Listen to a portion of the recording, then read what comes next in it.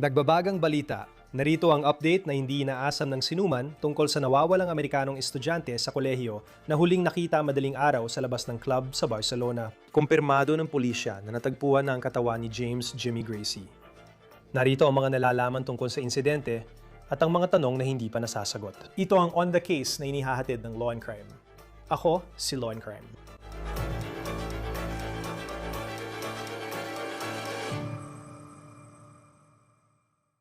Ayon sa pulisya ng Barcelona, sa nakalipas na ilang oras ay natagpuan nilang bangkay sa tubig malapit sa nightclub na huling pinuntahan ni Jimmy Gracie. Habang nire-record ito, kinumpirma na ng pulisya na si Jimmy Gracie nga ang bangkay. Hindi pa rin malinaw kung paano at bakit siya namatay. Isasagawa ang autopsy upang makumpirma ang impormasyong iyon. Huling nakita si Jimmy alas 3 ng madaling araw noong Martes sa labas ng club na Foco sa tabing dagat ng Barcelona. Tubong Chicago si Jimmy. Nag-aral siya sa University of Alabama at nasa Barcelona para bisitahin ang mga kaibigang mag-aaral doon ngayong spring break. Ngayon, hindi inaasahan na hiwalay siya sa mga kaibigan sa club. Nakabalik ang mga ito sa Airbnb, pero si Jimmy hindi na bumalik. Doon nagsimula ang paghahanap na ito. At pagkatapos, kaninang maagang bahagi ng gabi ngayong Huwebes sa Barcelona, iniulat ng Fox News na may isang manggagawa sa Marina nakatabi ng nightclub na nasa tabing dagat mismo sa Barcelona. Pinara ng manggagawa ang mga pulis dahil may nakita sila at nilagyan ng harang ang lugar. At makalipas ang ilang sandali, sinabi ng mga pulis na may natagpuan silang bangkay, inilabas nila ang anunsyo sa social media na ang bangkay ay kay Jimmy. At naging opisyal na bahagi ng kwento ang bahaging iyon. Kasama natin ngayon si Phil Waters, veteranong homicide detective, para talakayin ang pinakabagong kaganapan sa kasong ito. Salamat sa pagsama. Talagang hindi ito ang kinalabasan na inaasam ng sinuman nang pumutok ang balitang ito noong simula ng linggong ito. Ngunit kinumpirma ng pulisya sa Barcelona at sinasabi nila na nakumpirma nilang ang natagpuang patay ay si James Gracie, ang 20 anyos na binatang nawala noong Martes sa Barcelona. Alam ko na may mga ulat tulad ng El Periodico na isang pahayagan sa Barcelona na ayon sa kanilang source, naniniwalang nalunod siya. Hindi pa natin tiyak. Ano na ang proseso sa ganitong kaso? Ano na ang susunod na hakbang ng mga investigador matapos makumpirmang si James Gracie ang bangkay na natagpuan sa isang marina na hindi kalayuan sa nightclub? Mabuti at kasama kita, Chris. Pasensya na at seryoso ang paksa natin. Pero ano nang susunod na mangyayari? Sigurado akong sinubaybayan na ng mga awtoridad ang kanyang mga galaw. Matay sa ulat, nawala siya bandang alas 3 ng madaling araw matapos makitang nakikipag-usap sa isang hindi pa kilalang dalaga. Ngayon, nahanap na ang pitaka. Bigla na lang, nahanap na rin siya.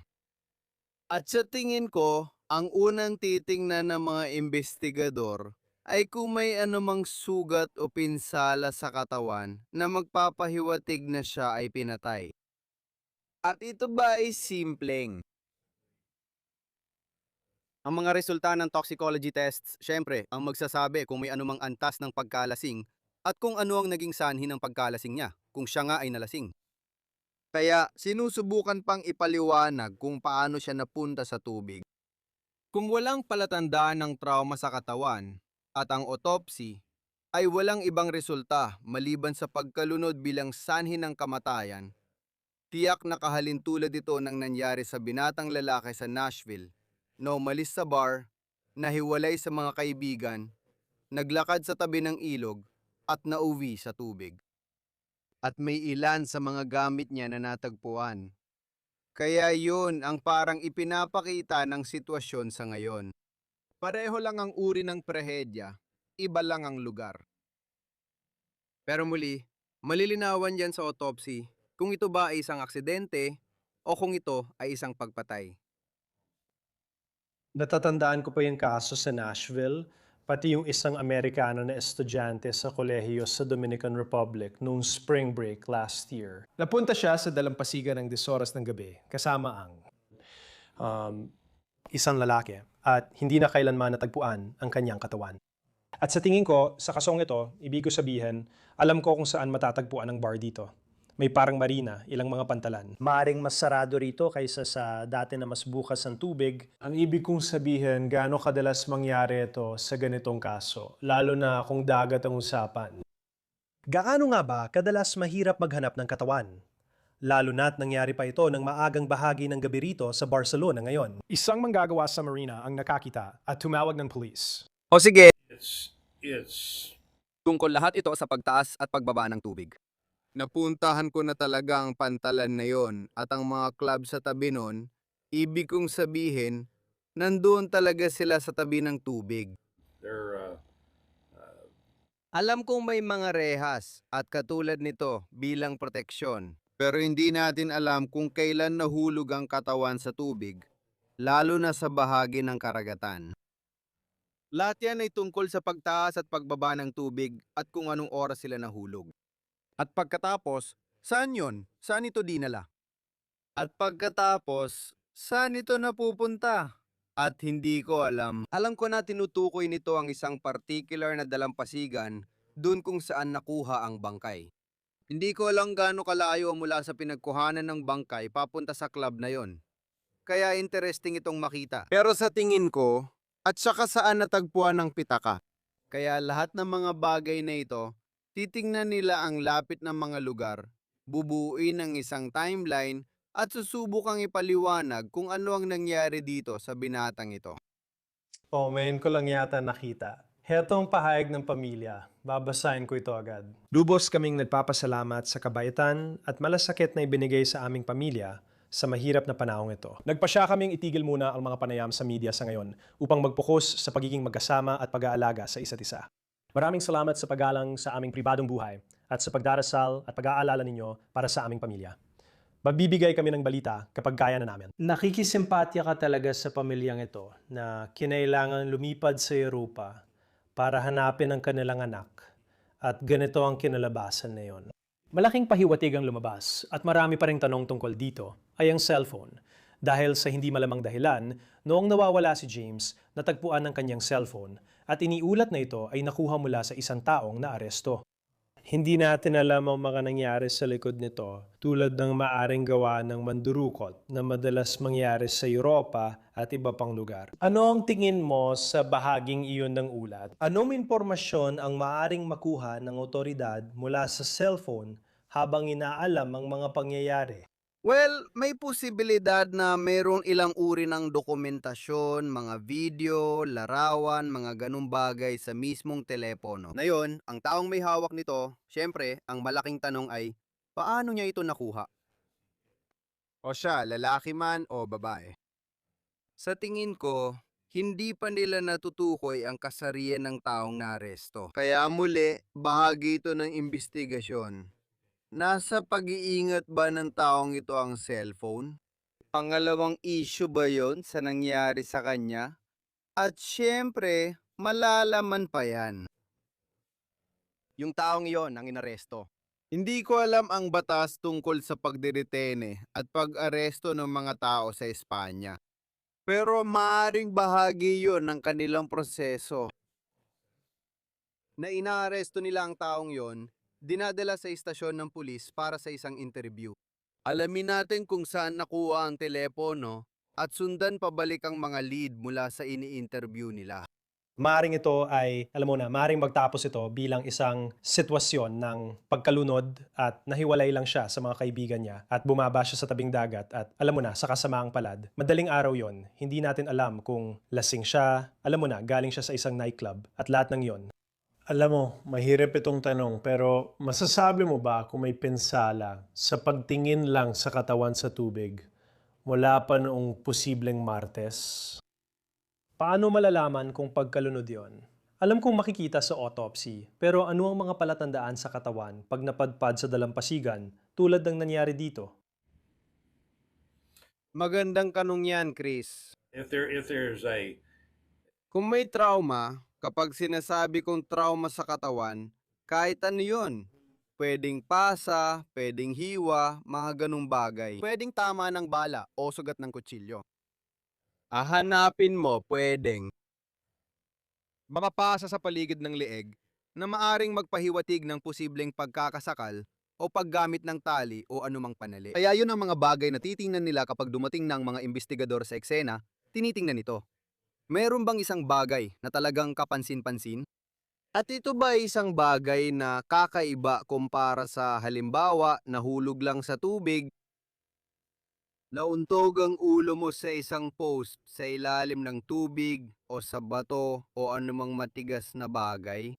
At syempre, magiging ibang-iba yon kumpara kung mukhang may pasa na dulot ng isang mapurol na bagay o ganong klase ng bagay.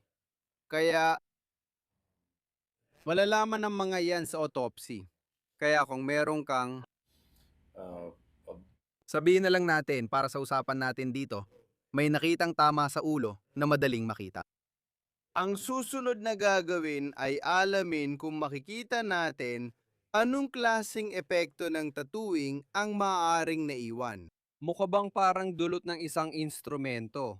O parang tama ulit sa poste, sa bato, o kung anumang matigas na bagay? Isa pang matigas na ibabaw. Kailangang matukoy ang mga bagay na yan sa autopsy. Ibig kong sabihin, kung obvious, alam mo na, tulad ng butas ng bala o ganon. Pero wala akong nabasa na may indikasyon na may narinig na putok ng baril nung oras na yun ng gabi o mga ganong bagay. Kaya kailangan na lang nating hintayin kung anong ilalabas ng autopsy. Mukhang base sa ilang mga ulat. Kasi may lumabas na balita noong Miyerkules mula sa isang media outlet sa Barcelona na pinaghihinala ng foul play. At parang binabawi na nila yung ngayon. Parang mas pinagtutuunan na nila ng pansin ng tubig at may ilang saksi na raw na nakakita sa kanya sa dalampasigan. Doon na rin patungo ang investigasyon, kung saan maaaring ito ay isang napakalungkot na kaso ng pagkalunod. Gaano kahalaga kapag binubuo mo ang timeline ng lahat ng ito, ang mga nangyari bago pa man, kung papunta ka na sa direksyon, parang walang foul play, pero ayaw mo pa ring isara ang ibang posibilidad. Nasa isang napakalaking nightclub siya. Sa tingin ko, lahat ng tao siksikan. Yung mga kaibigan niya, alam mo yon, hindi malinaw kung ano talaga ang mangyari, kung bakit nila siya iniwan o hindi iniwan, pero baka nagkahiwalay lang sila at umuwi na lang, hindi na siya makita. Siguro sumama siya sa iba, hindi natin alam. Kung nangyari ito sa Estados Unidos, at tiyak may pagkakapareho ang investigasyon dito at sa ibang bansa, gaano kahalaga ang bahaging yon kung trahedyang aksidente rin ang naging resulta. Diyan ka magsisimulang bumuo ng timeline. At kaya, magiging malaga talaga yon. Kaya kakausapin nilang mga kaibigan. Kailan siya naiwalay? Sino ang nakita nilang kausap niya? Kilala ba nila yung tao na yon? Nakilala na ba ang taong yon na makakatulong sana para malaman kung nasaan siya noon? Meron ba talaga may CCTV footage ba na nagpapakita ng mga galaw niya? Alam ko yung binata sa Nashville, nasa kalsada siya, nakita siyang naglalakad mag-isa papunta sa isang direksyon. Lumiko siya sa isang kalsada. uh, Nakita niya yung barikada na nandun, may harang na inilagay doon. Kaya. Hindi mangyayari. Kasi maliit lang talaga yung lugar na yon, ibig kong sabihin, pagdating sa. Kung nasaan siya, um, hindi naman dapat sobrang hirap buuin yung timeline na yon. At kapag nandun na siya sa tabing dagat, kung yun ang malalaman natin na papunta talaga siya doon, yun ang magpapaliwanag kung bakit siya napunta roon. Isa pa, dapat nating tandaan ang pitaka. Gusto kong malaman kung saan ito nahanap kumpara sa katawan, baka may ibig sabihin yon. Ngayon, kung pumasok siya sa tubig, kung saan nahanap yung pitaka, o kung pumasok siya sa tubig, habang naglalakad siya papunta roon, at madalas, maraming beses, kapag may katawan na napunta sa tubig at nalunod, gumagalaw sila, dinadala sila ng agos sa tubig. Minsan, depende kung gaano sila kalayo napunta, talagang natatanggal ang mga damit nila. Kaya alam ko, nung nagkaroon tayo ng malaking pagbaha nung Harvey, at kinilala namin lahat ng katawan na lumitaw, matapos bumaba ang tubig. At marami sila. Kaya lumabas kami at sinuri bawat isa para tiyaking walang halatang palatandaan ng trauma.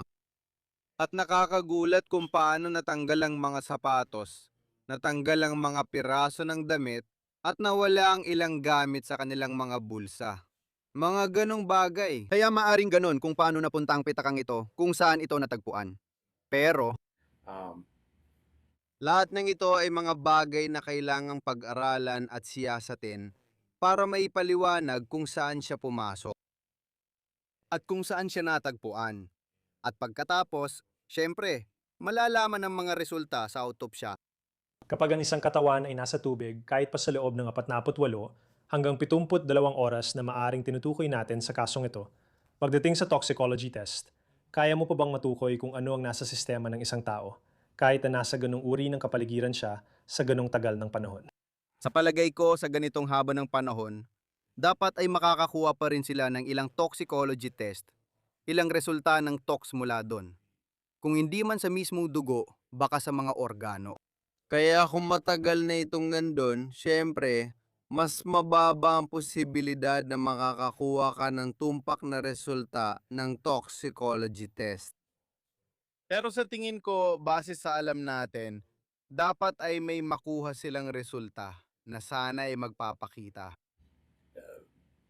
Kung may kahit anong antas ng nakalalasing na substansya at kung ano ito. Kaya sa tingin ko, maaari silang makakuha ng impormasyon mula rito. Makakatulong ito, muli, na mapalapit tayo sa sagot kung paano siya napunta sa tubig. Pagdating sa surveillance video footage, dahil kung titingin ka lang sa paligid ng lugar na yon, at alam kong napuntahan mo na ang beach at ang spot na yon, hindi naman ito liblib na lugar. Ibig kong sabihin, napaka-popular ng lugar na yon. Kapag nasa Barcelona ka, madalas puntahan ito ng tao. Gaano ba kahirap mag-review ng surveillance video sa ganitong mga kaso? Naalala ko yung kaso sa Nashville na kailangang pagsamahin ng mga detalye na parang, sige, may tao sa kanto ng kalye na ito. Alam ko na para sa atin na nasa labas lang, ano nakikita lang natin ay yung tapos na produkto sa media. Parang sunod-sunod lang na video. Parang ano ba talagang itsura niyan sa loob kapag nagsisimula kayo mula sa simula? At sigurado ako may napakaraming oras kayo ng footage at sa kasong ito, sa isang lugar na maraming tao. Paano mo malalaman kung nasaan at saan papunta ang taong ito? Well, aasa talaga yan sa mga interview sa mga kaibigan. Kailan sila dumating doon? Ano oras yun? Gaano katagal sila doon? Ayon sa sinabi sa amin, 3:00 ng madaling araw yon. Diyan siya nawala o sa oras na yon. Kaya oo at muli, bumabalik ito sa iyong timeline. Kaya kailangan nating simulan ng timeline na yon sa kung anong oras sila umalis papuntang club.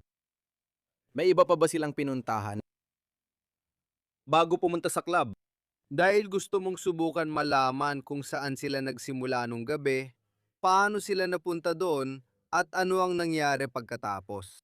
Mahalaga lahat ng yan, lagi kong binabanggit ang mga timeline dahil yon ang pinaka-importante. At pagdating sa pag-review ng mga video na maaring available, dahil makakatulong ito para matukoy ang eksaktong oras. Makakatulong yon para mabawasan ang dami ng video na kailangan mong panurin. Kaya kapag nakuha mo ng oras na yon, hindi ibig sabihin na kaunti na lang agad ang kailangan mong tingnan. Pero maaaring abutin pa rin ng ilang oras, depende sa dami ng kamera na nakuha nila at kung gaano karaming video ang kailangan nilang tingnan. Pero nagawa ko na yon. Napaka nakakapagod ng trabahong ito, pero kailangan talagang gawin dahil gusto natin, alam mo na, ito na ang mahalaga sa puntong ito. Ipapaliwanag ng mga investigador sa pamilya sa abot ng kanilang makakaya, ito ang nangyari. Ito ang pinaniniwalaan naming nangyari. At ito ang dahilan kung bakit siya natagpuan kung saan siya nakita. May ilan pa akong tanong dahil kaugnay nito. Kung walang naganap na krimen, malinaw na kapag may krimen, tuloy ang investigasyon hanggang mahuli at malaman ang katotohanan. Pero kailan ba para sa isang departamente, alam mo, at sa kasong ito, ang pulisya sa Barcelona, kailan ba nila ititigil ang investigasyon? Kung walang krimen at isa lang itong malungkot na aksidente, tiyak maraming tanong ang pamilya. Kailan masasabi ng investigador na ito ng timeline na pinaniniwalaan namin? Hindi namin iniisip na krimen ito. Ito ang impormasyong hawak namin. At pagkatapos, bilang isang investigador, kailangan mong lumipat sa susunod na kaso kung saan maaaring may nangyaring krimen. Siguradong mahirap minsan ang desisyong yan sa mga ganitong kaso. Pero paano ba talaga ito gumagana? Well, parang kahit anong investigasyon ito, kaya Ang mga investigador ay sumusunod sa ebidensya sa kanilang investigasyon. Hindi nila dinadala ito sa direksyong gusto lang nila at palaging isang paglalakbay ito para sa katotohanan. Kaya as kapag nakuha na nila ang pinakamalapit na katotohanan at may kakayahan at ebidensya na tayo, maaari na nating ipaliwanag sa pamilyang nangyari.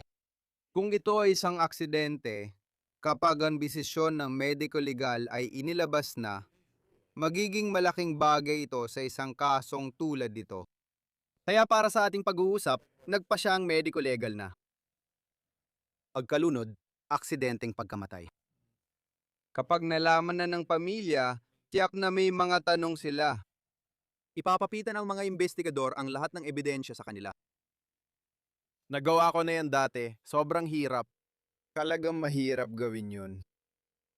Pero masasabi ko sa'yo na bawat pamilya na nakakausap ko sa ganitong sitwasyon ay nagpapasalamat sa isang diretsahan at tapat na paliwanag tungkol sa nangyari sa kanilang mahal sa buhay. At kapag nagawa na yon at kapag bumalik na ang mga resulta ng pagsusuri, anuman ang ipinasa sa laboratorio, kapag bumalik na ang mga iyon, may desisyong ka na. Alam mo na ang nangyari. At sa tamang panahon, maisasara na ang kaso. Wala nang dahilan para panatilihin itong bukas. Nahanap na ang mga lead at na-interview na ang mga tao.